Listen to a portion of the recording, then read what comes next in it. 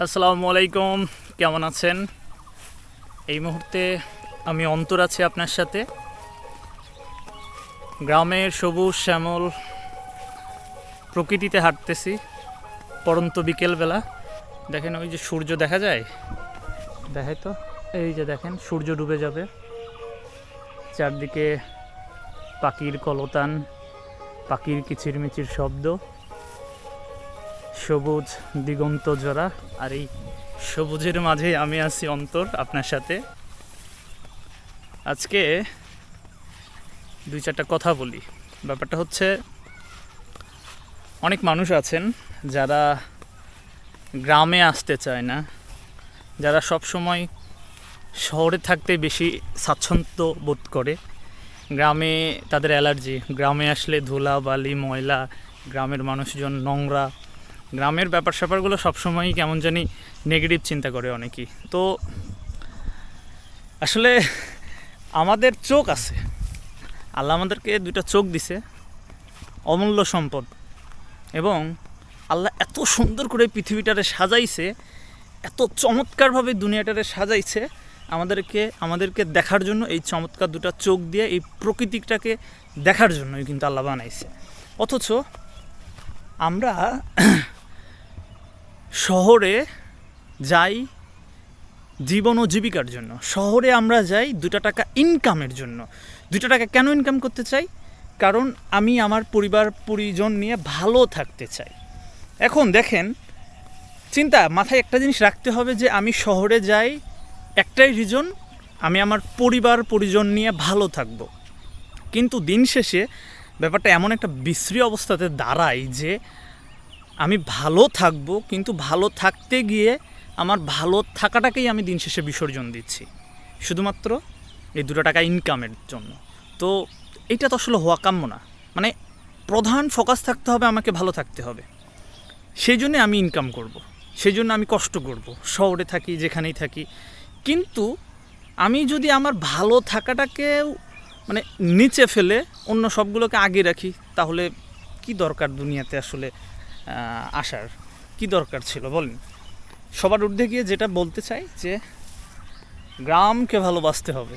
গ্রামের সহজ সরল প্রকৃতি, গ্রামের এত সুন্দর পরিবেশ, এটা আপনি যদি দু চোখ দিয়ে না দেখেন আসলে হয় না। দেখেন আমি একটু দেখাই, এই যে দেখেন কত সুন্দর। ওই যে একটা ঘুঘু পাখি, আমি আসলে দেখাইতে পারবো কিনা আপনারে, একটা ঘুঘু পাখি। অ্যাট লাস্ট কে কবে ঘুঘু পাখি দেখছেন একটু আমারে কমেন্ট করেন যদি দেখে থাকেন। আমি অ্যাকশন ক্যামেরায় জুম হয় না, তারপরেও সর্বোচ্চ চেষ্টা করতেছি আপনাদেরকে দেখানোর জন্য। আর মনে হয় হবে না। ঘুঘু পাখিটা আপনাদের আমি সরি, আমার আসলে কপাল খারাপ, আমি পারলাম না আপনাদের দেখাইতে। কিন্তু আমি কিন্তু ভাই ঠিকই দেখে নিলাম। হ্যাঁ, তারপরেও দেখেন এই যে কত সুন্দর। হ্যাঁ, মাশাল্লাহ। এই যে কদর লাগাইছে কৃষক, দেখেন আমাদের এলাকায় কদর বলি আমরা, আপনারা কি বলেন আমি জানি না, আপনারা হয়তো অনেকেই ধুন্দল বলবেন। যাই হোক, এই যে দেখেন আশেপাশে পাখির শব্দ, এই যে পানি যাচ্ছে, এই যে প্রত্যেকটা জিনিস অসাধারণ। প্রত্যেকটা জিনিস আমাদের দেখা উচিত। আমরা এই প্রকৃতিটাকে আসলে উপভোগ করতেই জানি না, আমরা শুধু এই কনক্রিটের শহর ইট পাথরে থেকে থেকে আমাদের মনটারেও মেরে ফেলছি ভাই। আসলে এটা তো কাম্য না। আল্লাহ আমাদের বানাইছে, দেখেন আল্লাহ আমাদের মানে রক্তে মাংসে করা মানুষ বানাইছে, তাই না? তো এই রক্তে মাংসে মানুষ হয়ে আমাদের একটা মন, মানুষের মন হচ্ছে সবচেয়ে কোমল একটা জিনিস। সেখানে আমরা ইট পাথরের শহরে থাইকে থাইকে আমাদের মনটারে একদম শক্ত বানাই ফেলছি। একটু দেখাই, দেখেন এই যে মানুষজন কাজ করতেছে, এই যে ডিপ, এটা গোসল করবে গতকাল। কি খবর? আছি ভালো। ভালো আছো? কি গাও ধোয়া বেড়াচ্ছ? হ্যাঁ, আচ্ছা। এই যে এই ডিপে আমি গোসল করছিলাম, ভিডিও আপনাদের দেখাইছিলাম। অনেকে এখানে গোসল করতে আসে, যেহেতু নদীতে পানি নাই এখন।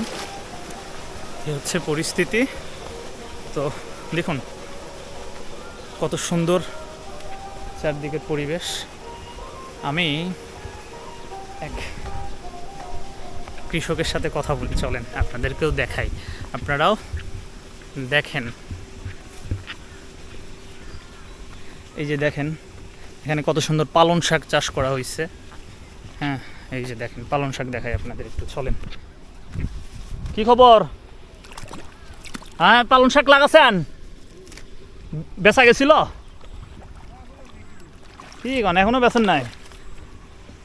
ওই ওই পাশে যে ফাঁকা, ওই পাশে ফাঁকা দেখতেছি যে,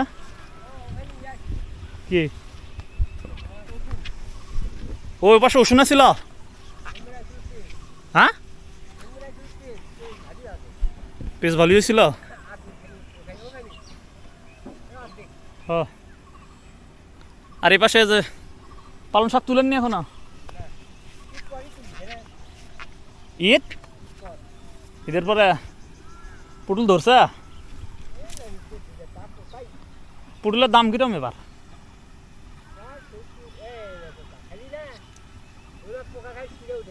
ওষুধ দেন, ওষুধ না দিলে তো হবে না। হ্যাঁ বড় হওয়ার শুরু হলো, হাঙ্গেও ধরছে তো, হাঙ্গেও লাগাছে এবার। তো কৃষক চাষ করছে, সেগুলার ফসলি জমির আদর যত্ন করতেছে আসলে। এই যে দেখেন মরিচ, এগুলো কিন্তু মরিচের গাছ, আমাদের বগুড়াতে মরিচ হয় ভালো। এই যে দেখেন পাকা মরিচ, এই যে দেখেন পাকা মরিচ, এই যে মরিচ, পাকা পাকা মরিচ। এই হচ্ছে অবস্থা, দেখেন কত সুন্দর প্রকৃতি, অথচ আমরা এই এত সুন্দর পরিবেশটারে দেখতেই চাই না। দেখার মতো আমাদের চোখ নাই, চোখ আছে ঠিক, কিন্তু আসলে দেখার মতো মন নাই, এটা বলতে হবে, তাই না? তো আমি মূলত প্রফেশনাল ওয়েতে আসলে কোনো ভিডিও করি না ভাই। এই যে একটানা ভিডিও করতেছি, 7 মিনিট হয়ে গেছে প্রথম থেকে, এখানে মাঝখানে একটা বারও স্কিপও করি নাই, কিচ্ছু না, জাস্ট আমার ভাল লাগছে আমি করছি। কে কি বললো দেখার সময় নাই, আমার ভালো লাগাতে আমি কাজ করে যাই। তো আমার মতো যারা গ্রামের প্রাণ প্রকৃতি, গ্রামের উপজীব্য বিষয় এগুলা পছন্দ করেন, অবশ্যই আমার এই চ্যানেলটা সাবস্ক্রাইব করবেন, আর পেজ থেকে দেখে থাকলে পেজটা ফলো দিয়ে রাখেন। দেখা হচ্ছে অন্য আরেকটা ভিডিওতে, সে পর্যন্ত সবাই ভালো থাকবেন, পাশের মানুষগুলোদের ভালো রাখবেন। আবার একটু আমি যে জায়গাটাতে এই মুহূর্তে আছি আপনার একটু দেখায় ভিডিওটা কেটে দিব, কেমন? দেখেন এটা হচ্ছে কলার, ছোট্ট একটা কলার জায়গা, জমি। এই যেটা হচ্ছে নদী, এই যে দেখেন নদীটা একদম শুকিয়ে গেছে। ছোটোবেলায় রবীন্দ্রনাথের কবিতা পড়তাম যে আমাদের ছোট নদী চলে বাঁকে বাঁকে, বৈশাখ মাসে তার হাঁটু জল থাকে। ব্যাপারটা সত্য, ঠিক আছে, ছোট নদী চলে বাঁকে বাঁকে। এই যে বাঁক আছে, ঠিক আছে, এই যে বাঁক, এই সামনে একটা বাঁক, ওই যে ব্রিজের ওখানে একটা বাঁক। কিন্তু বৈশাখ মাসের আগে, অর্থাৎ এখন কিন্তু চৈত্র মাস, অলরেডি হাঁটু জল কই, মানে একটুও পানি নাই, দেখতেছেন এই যে একদম পুরা শুকিয়ে গেছে। এগুলো আসলে কেন শুকিয়ে যায়? মানুষের কর্মকাণ্ডের জন্যই আসলে নদী তার প্রাণ হারিয়েছে, নদী তার গতিপথ হারিয়েছে, নদী তার স্রোত হারিয়েছে, নদীতে যে মাছের যে প্রযোজন সব কিছু আসলে বিলীন হয়ে গেছে। একটা সময় আমরা ভিডিওটা শেষ করতে চাইছিলাম, তারপর আবার চলে আসে কথাবার্তা। বলেন, কষ্ট নিয়েন না, মন চাইলে দেখেন, না চাইলে কেটে যান, সমস্যা নেই। তো আমরা ছোটোবেলায় গল্প শুনতাম যে আমার আব্বারা গল্প করতো, আমার দাদারা, যে মানে এত পরিমাণ মাছ হইতো নদীতে যেটা ধারণার বাইরে। এখন কেন হয় না? কারণ মানুষ এখন অতিরিক্ত কীটনাশক ব্যবহার করে।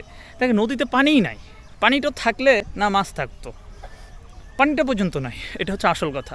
তো যাই হোক, নাই এখন বলে না, যেদিন চলে যায় সেদিন আর ফেরত আসে না, কী করার। তারপরেও কিছু মানুষ তো আছেই যারা প্রাণ ও প্রকৃতিকে ভালোবাসে, তাদের মধ্যে আমারও খুব ভালো লাগে প্রাণ প্রকৃতি, সেই জায়গা থেকে আসলে ভিডিও করা। এই যে একটা কলা দেখায় ভিডিও শেষ করে দেবো। সবাই ভালো থাকবেন। এই যে দেখেন কত সুন্দর কলা দেখা যাচ্ছে, এই যে কলা, এই হচ্ছে অবস্থা। সবাই ভালো থাকবেন, দেখা হচ্ছে অন্য একটা ভিডিওতে। আসসালামু আলাইকুম।